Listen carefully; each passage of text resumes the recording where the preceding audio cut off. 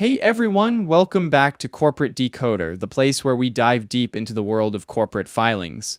Today, we are talking about eHealth, a company that helps people find health insurance. This report might sound about as exciting as a trip to the dentist, but trust me, there are some hidden gems inside. We'll uncover the story behind the numbers and see if this company is actually healthy.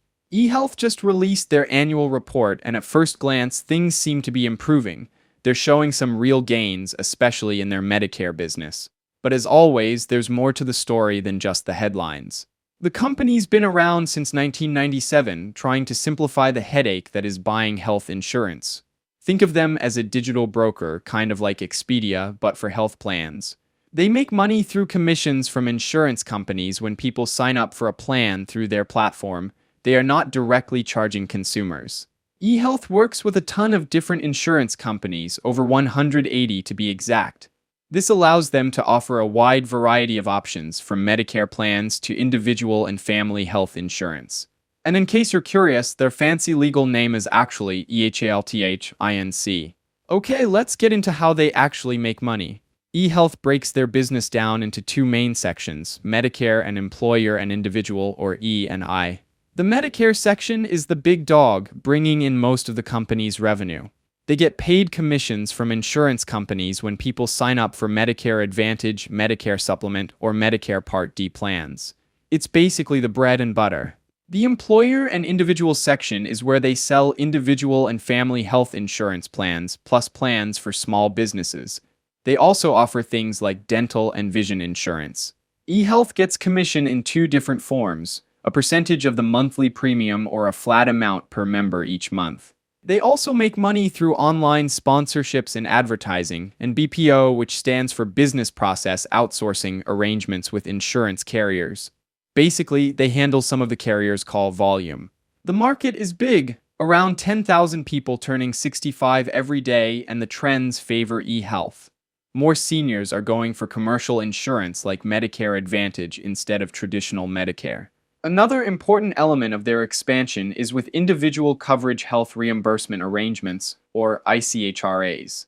eHealth wants to be a one-stop shop, no matter how you want to shop, with an easy online platform, advisors to talk to, and new customer service. Now let's talk about the elephant in the room: competition. The health insurance market is a battleground, and eHealth is fighting on multiple fronts. They are up against government-run exchanges like the federal government's original Medicare program, big insurance companies with their own sales teams, and a ton of other online brokers. They also have to compete for eyeballs on search engines like Google. If they don't show up high in the search results, people might not even find their website. Also, they have to maintain a squeaky clean reputation to keep those insurance carrier relationships strong. If something goes wrong, a scandal or major errors, the carriers could jump ship. And by the way, we are not including the links to eHealth or other websites in this video, as they aren't important. Here's where things get really interesting. We are in late February now, but their annual report is for the year ending December 31 of last year. We're at the part of the filing we need to look at the numbers. Alright, let's peek at the scoreboard. Total revenue came in at around $532 million. Sounds impressive, right? It is, considering they pulled in about $453 million the year before. Most of that comes from commissions, so they are selling more plans. But it's not all sunshine and rainbows. Those commission numbers aren't fully in their hands. See, eHealth recognizes the revenue when an application is approved by the insurance carrier. The problem is, they don't always get paid right away. Revenue recognition is when the company books in financial statements, and it's different when they actually get the money. If people drop their plans early or eHealth's predictions about lifetime commissions are off, then those numbers take a hit. And keep an eye on those carrier relationships, because three companies, Humana, United Healthcare, and Aetna, made up a big chunk of their revenue last year. What happens if they lose one of them? This also means that eHealth's financial results tend to bounce around a lot, quarter to quarter. There is simply a lot of seasonality in the business, and there's a big enrollment period in the fall when Medicare-eligible individuals can change their Medicare Advantage plans. To sell Medicare, eHealth needs to have licensed insurance agents, and keeping those agents happy, trained, and productive is a constant challenge. They are in the crosshairs for cyber attacks, handling tons of sensitive customer data, so they have to keep things locked down tight. A data breach could be a complete disaster for their reputation and finances. eHealth is walking a compliance tightrope. The government keeps a close watch on how Medicare plans are marketed, and any misstep could mean big trouble. They are saying employees are their most valuable asset, and they are pretty proud of their work culture. They even earned the Great Place to Work certification. Happy employees probably translates to better customer service. Oh, they also have a sustainability report. So now you know where you can read about their commitment to eco-friendly practices and social responsibility. Now let's switch gears to something a little less obvious but still important. eHealth has a bunch of smart procedures in place, like the audit committee of their board, which is responsible for the cybersecurity risks and other controls, to keep things running smoothly behind the scenes and to protect their data. They've got a head of information security who focuses on information and systems technology and corporate governance. And they are not just sitting around hoping for the best. They even engaged in a guided cyber crisis, so they are actively preparing for cyber attacks. Of course, like any company, eHealth faces legal risks. They're constantly dealing with the potential for lawsuits and government inquiries. Also, a huge part of their business involves enrolling people in qualified health plans through government-run exchanges, especially the Federally Facilitated Marketplace, or FFM. If they are unable to navigate those exchanges, a lot of potential customers could go somewhere else. Their China operations, where they have a bunch of tech and support employees, also carry risks. United States and China relationships, data security, and intellectual property are all concerns they have to manage very closely.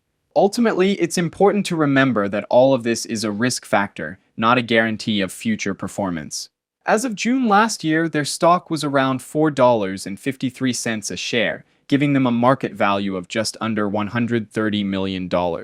If you really want to dig into the details, you will be waiting for the proxy statement for their next shareholder meeting is filed, because more information may be contained there. But what about the cash? Well, eHealth has some borrowing agreements that have certain requirements to be met. If they mess that up, it would be bad. And they may need to raise more cash in the future, which comes with risks. eHealth mentions that the price of its stock has been and may continue to be volatile. I can agree with that statement. And they self-insure their employees, meaning they pay out of pocket up to a certain point for their health costs. If they have some unexpected health claims to pay, it might sting the wallet. Finally, they say global politics, trade wars, and natural disasters all carry risks. Those are things everyone is dealing with now. Now, for my thoughts. eHealth is betting big on the Medicare market, which makes sense given the aging population and trends towards commercial insurance. Their ability to grow their business by improving consumer experience and building scalable solutions to market conditions are essential for their future. But there are a few big hurdles they have to overcome. The health insurance industry is a maze of regulations, and any wrong turn could lead to penalties or even losing their license. They need to keep their cybersecurity defenses strong, adapt to changing marketing rules, and manage relationships with a few key insurance carriers.